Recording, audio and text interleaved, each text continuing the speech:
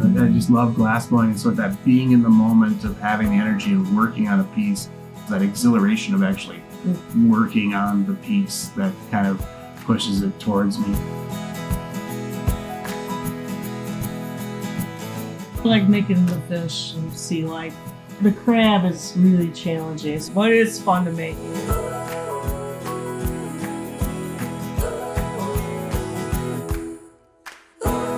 This is Michael Fortin, and this is Judy Konieczny.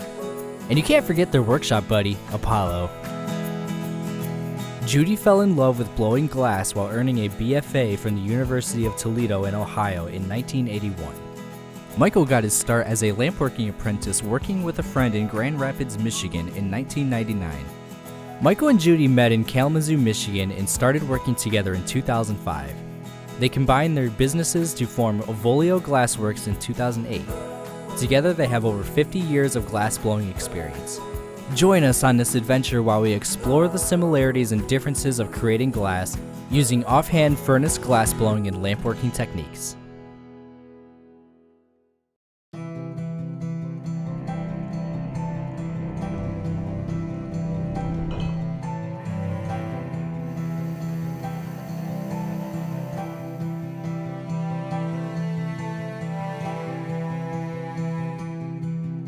The first known glassmaking dates back to the 1st century BC and gained popularity during the Roman times. Molten glass was created when they threw a combination of silica, limestone, and soda ash into a very hot furnace. Modern-day glassmakers use batch, which is pre-mixed, raw glass in pellet form, which makes it easy to load into a furnace. The furnace is kept around 2,000 degrees Fahrenheit. A tank of molten glass is waiting to be collected by the glassblower. It is clear, but will appear orange when heated to this temperature. In America during the 1960s, glassblowing gained popularity as an art form that quickly spread throughout the world. In offhand furnace glassblowing, molten glass is gathered by the glassblower, who then uses blowing techniques, special tools, and equipment to transform the glass into a new shape. We will be showing the process of making 3 different pieces, including a dragon-inspired mug, a pufferfish, and a purple pumpkin. Each piece is started by gathering glass from the furnace with a blowpipe. The furnace constantly has the molten glass readily available for the glassblower's next project.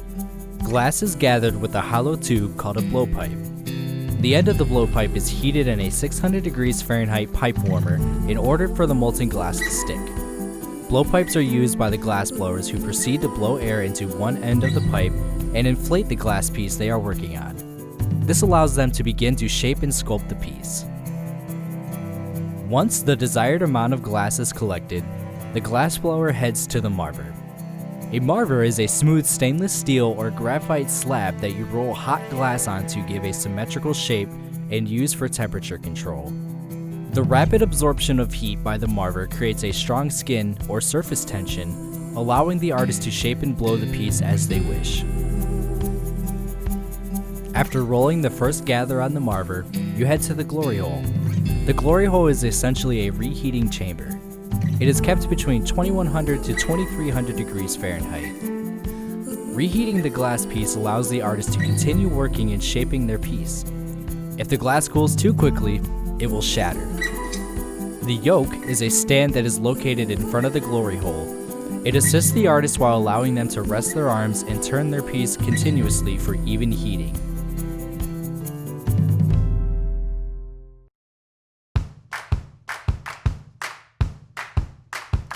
The glassblower may wish to add color to their piece.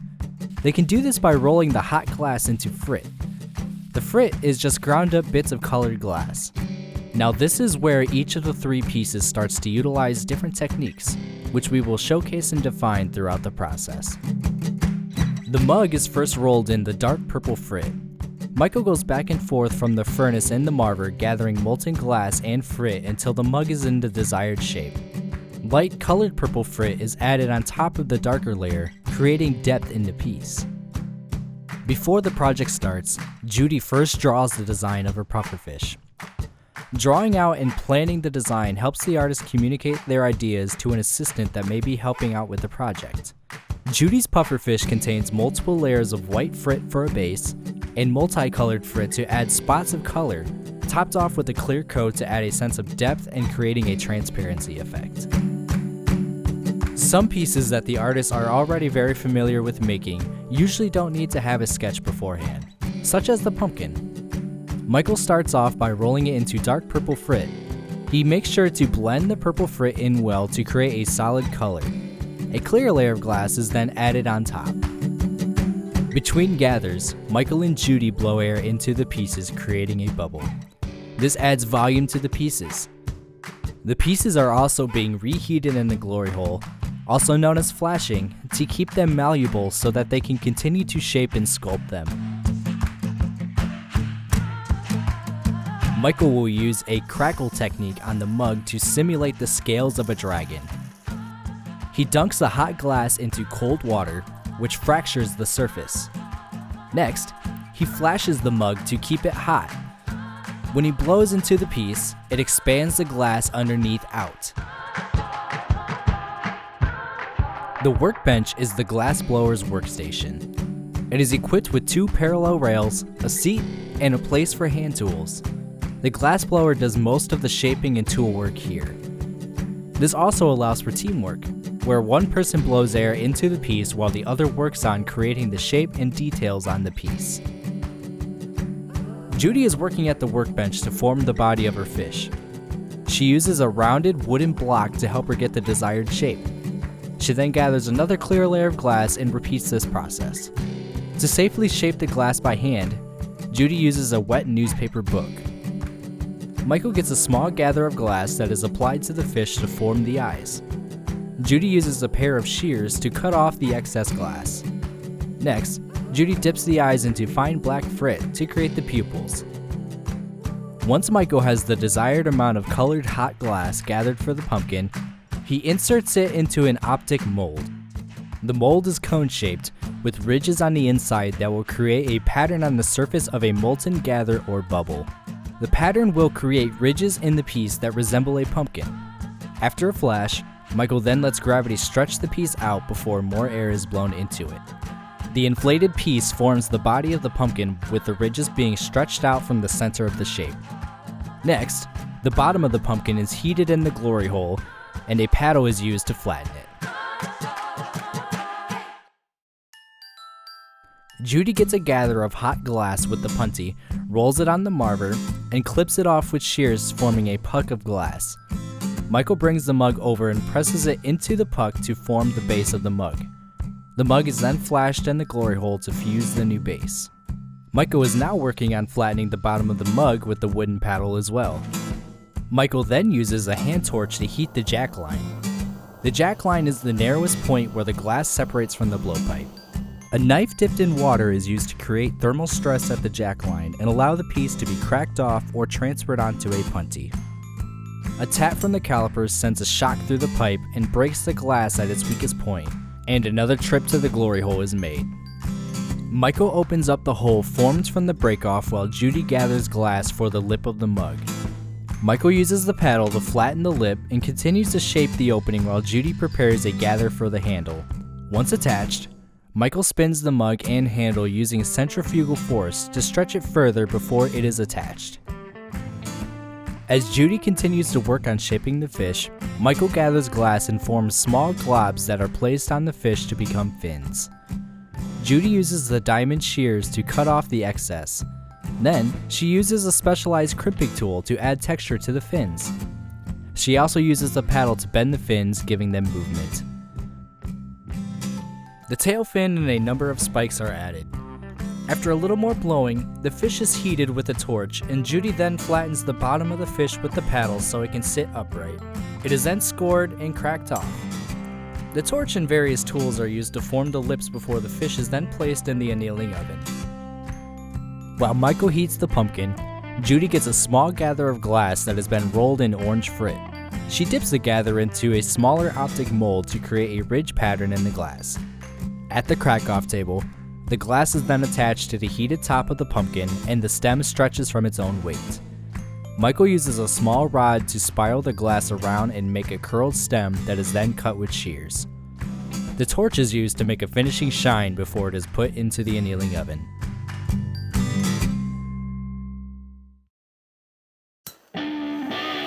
Lampworking is the second type of glasswork we will be demonstrating. Lampworking is a type of glasswork where a torch or lamp is primarily used to melt glass. Once in a molten state, the glass is formed by blowing and shaping with tools by hand movements.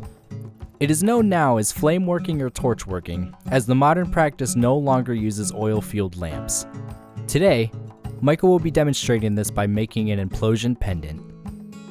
First, Michael lights up the bench burner and starts heating the glass tube. He then pulls the tube away from the torch and allows it to cool slightly, just long enough to form a skin on the surface. Next, he blows into the end to create a bubble. Michael wants to apply a gold fume on the bubble. He takes a thin glass rod in his right hand that has a 24-karat gold chip on the end of it.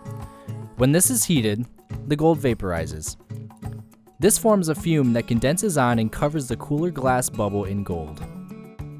Next, Michael takes a very thin green rod to draw a pattern on the end of the bubble.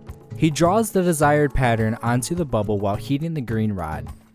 He constantly rotates the glass bubble in the torch to keep it heated evenly. Michael is now heating the center of the bubble. He is burning away the gold so it will be trapped underneath the bits of added color detail. The colors will react to the gold as he does this. He is melting it in the center so it will draw the pattern together tightly within the bubble. Glass always wants to flow to wherever it is the hottest. The bottom of the bubble will become the back side of the pendant. Michael will line the bottom of the bubble with a cobalt blue color. To achieve this, he holds the blue rod in his right hand and warms the tip of it in a flame. He then starts applying it to the center and coils it around, all the while continuing to turn it. He melts the blue glass and uses a paddle to flatten and smooth it. Next, Michael blows in a little more air, inflating the bubble. He then reheats it, shrinking it back down to become flat again. The next step is to get the pendant off the glass tube. Michael is using the glass rod as a puntee. He heats the end of it to make a temporary connection to the pendant. He heats the glass tube, blows it out thin, pops a hole and tears it off. Now he adds some additional clear glass and smooths out the shape in the flame. He melts it into an even round shape, heating the edges to create surface tension. Michael is now taking the pendant off this puntee rod and transferring it onto a thinner rod. He will use the blue again to form a loop at the top of the pendant. He heats the blue glass rod and pulls and stretches it to form the loop, and pulls the blue rod away, breaking the connection. He continues heating the pendant and loop to form a solid hot seal. Using a small metal rod called a graphite reamer, Michael adjusts the loop to make sure it is straight and make sure the hole is 4 to 6 millimeters wide. Finally, he warms the tweezers to make sure they don't shock the glass. He holds the pendant with the tweezers while heating the thin glass rod. The glass rod is then stretched and pulled away from the bottom of the pendant. He uses a torch to smooth out the pendant and lays it on the marver to show off its beautiful design. It will be placed into a kiln to cool down gradually. Soon, it will be ready to wear.